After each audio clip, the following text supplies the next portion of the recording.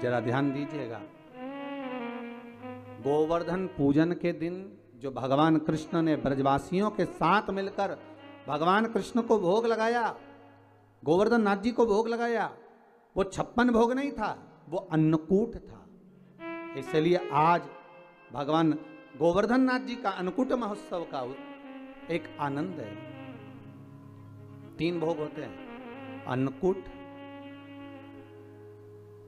56 भोग और कुनवाड़ा। महाराज, दीपावली के दूसरे दिन जो आप भगवान को भोग लगा रहे हो, ये अन्नकूट है। 56 भोग कब लगे? जब भगवान कृष्ण ने गोवर्धन पर्वत को अपनी उंगली पर लिया, 7 दिवस तक जलवृष्टि हुई। 7 दिवस भगवान पर्वत को अपने उंगली पर धारण कर कर रखे। एक दिन में मेरे श्री जी बाबा को, मेरे ठाकुर को, मेरे कन्हैया को, मेरे कृष्ण को एक दिन में 8 बार भोजन आता है। 7 दिन तक भगवान जब तक गोवर्धन पर्वत को अपनी उंगली पर धारण करके रखे, तब तक भगवान ने कुछ नहीं पाया। और जब 7वां दिन पूर्ण हुआ तो एक दिन में 8 बार भोग लगता था, इसलिए 7 दिन का 8 बार का भोज इकट्ठा करके भगवान के सामने रखा, तो सतुवटु 56, ऐसे भगवान के सामने 56 भोग आया। तो आज जो भोग लग रहा है वो अन्नकूट है, वो अन्नकूट है महाराज। तो महाराज, जो दीपावली के दूसरे दिन लगा वो अन्नकूट है।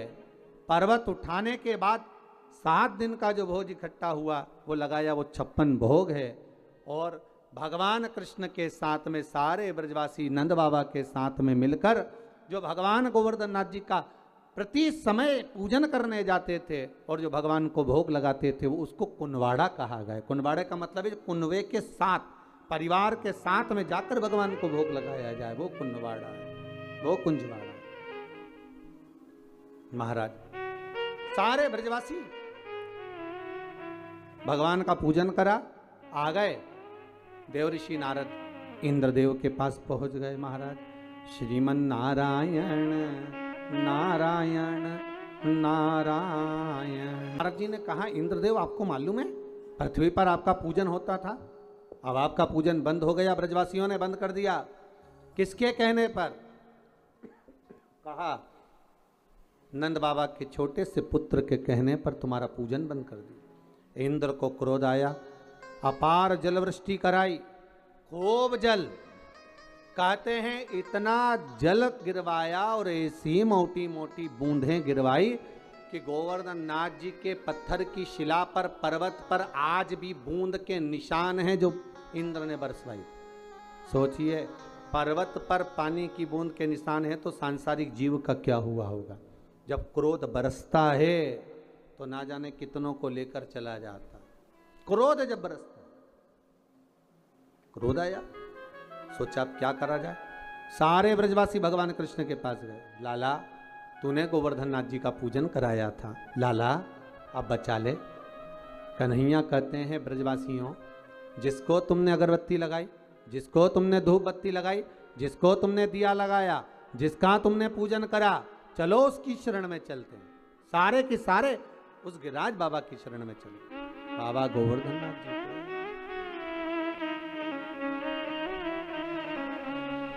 सारे के सारे गिरिराज बाबा की शरण में चले।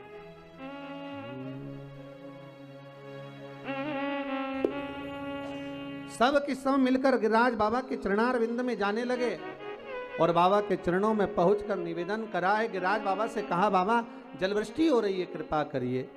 भगवान बोले, गोवर्धन पर्वत में से आवाज आई, कृष्ण मैं हल्का हो जाता हूं, तो अपनी छोटी सी उंगली पर मुझे धारण कर लो। भगवान कृष्ण ने गोवर्धन नाथ जी को अपनी छोटी सी उंगली पर धारण करा। 7 दिवस बरखा भारी हुई, तब जाकर इंद्र क्षमा मांगने आए और गोवर्धन नाथ जी को भूमि पर रखकर भगवान कृष्ण ने कहा, गोवर्धन नाथ जी, कली में तुम समदेव ना दूजा, सुर नर मुनि सब करते पूजा। हे गोवर्धन नाथ, कलयुग में तुम्हारे समान कोई देव नहीं होगा, संसार के लोग आपकी पूजन कर कर सुख पाएंगे।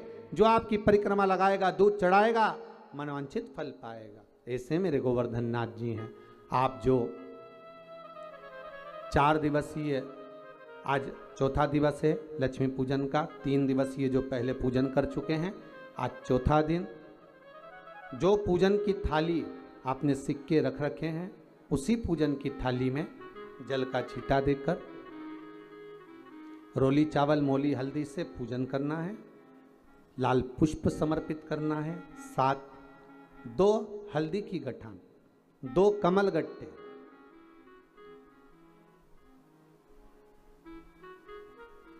2 तरह का मीठा हो तो वो महाराज आप समर्पित करें। 2 अमरबेल के टुकड़े उस थाली में समर्पित करें और निवेदन करें माता लक्ष्मी से। 5 घी के दिए जलाएं, दीप प्रकट करें और माता लक्ष्मी की पूजन अर्चना कर कर भोग लगाकर माँ से निवेदन करें, माँ हम 5 दिवसीय आपकी आराधना कर रहे हैं जो दीप महोत्सव के रूप में। कृपा करो माँ, हमारे घर में धन वैभव लक्ष्मी का भंडार भरो माँ। माता से निवेदन करें और निवेदन करके माँ से तब 5 दीप उठाकर आरती करिए माता लक्ष्मी की। और लक्ष्मी माता की आरती कर उन दीपों को, एक जहां गोवर्धन नाथ जी का पूजन आपने करा है, एक दीप वहां लगा दीजिए जो सुबह आपने गिरिराज जी का पूजन करा। दूसरा दीप पानी के परिंडे के पास लगा दीजिए जो हंडा आपने पानी का भरा हुआ है। तीसरा दीप घर के हॉल में जो मुख्य द्वार हो उसके पास में, जो मुख्य द्वार हो उसके नजदीक में लगा दीजिए महाराज। चौथा दीप तुलसी के क्यारे के पास लगाइए। 5वां दीप जहां पर माता लक्ष्मी का पूजन करा है वहां पर विराजमान कर दीजिए। ऐसे 5 स्थान पर 5 दियों को रखो। थोड़ी देर द्वार के पास में माता लक्ष्मी का आवाहन करो। माता लक्ष्मी से विनती करो, हे माँ आप हमारे घर में सदा विराजमान रहिए। और बाबा गोवर्धन नाथ जी से, गोवर्धन का मतलब होता है गौ मतलब लक्ष्मी, वर्धन मतलब वृद्धि, जो लक्ष्मी की वृद्धि करने वाले हैं, जो संपदा के देने वाले हैं, लक्ष्मी को प्रदान करने वाले हैं। ऐसे गोवर्धन नाथ बाबा आप हमारे घर में संपदा की वृद्धि करिए, लक्ष्मी की वृद्धि करिए। बाबा से निवेदन करो। महाराज